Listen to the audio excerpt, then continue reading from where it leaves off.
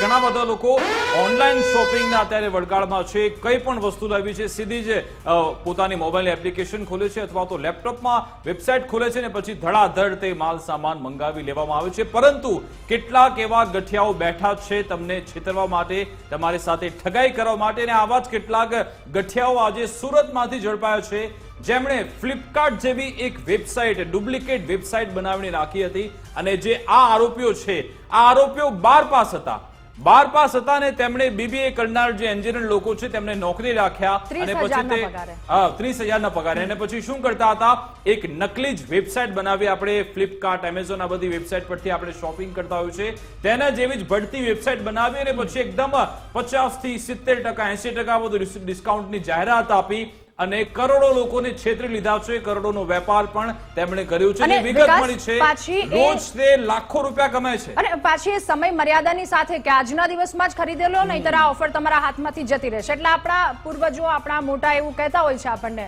કે તમે લોકો ભણ્યા પણ ગણ્યા નહીં. કદાચ આપણે બધા આ વાતને સાર્થક કરીએ છીએ કે એટલી બધી ઉતાવળ, એટલી બધી લોભ લાલચમાં આપણે ફસાઈ જઈએ છીએ કે આવા 12 પાસ લોકો ભણેલા ગણેલાને નોકરી પર રાખે છે, આવા 12 પાસ લોકો ભણેલા ગણેલાને ઠગી લે છે અને કરોડોની કિંમતનું એની પાસેથી કેટલી વસ્તુઓ મળી આવી એ તમે એકવાર જોઈ લો. 137 જેટલા એટીએમ કાર્ડ એની પાસેથી મળી આવ્યા, 98 કિટ, 9 QR કોડ, કેટલી વસ્તુ એની પાસેથી કબજે કરી છે અને તમામની ધરપકડ થઈ ગઈ. પરંતુ આ એક એટલા માટે મહત્વની વાત છે કારણ કે આવા ઠગાઈના વારંવાર કિસ્સા સામે આવતા હોય છે અને તેમ છતાંય આપણે એમાંથી કોઈ જ આપણે સુધરતા જ નથી. આપણે ઓનલાઈન જે લોકો પણ ખરીદી કરીએ છીએ તેમણે ખૂબ જ સાવચેતીપૂર્વક રહેવું પડશે કારણ કે જે ગઠિયાઓ છે તે વધારે સ્માર્ટ થઈ ચૂક્યા છે. તમારે હવે સ્માર્ટ થવું પડશે.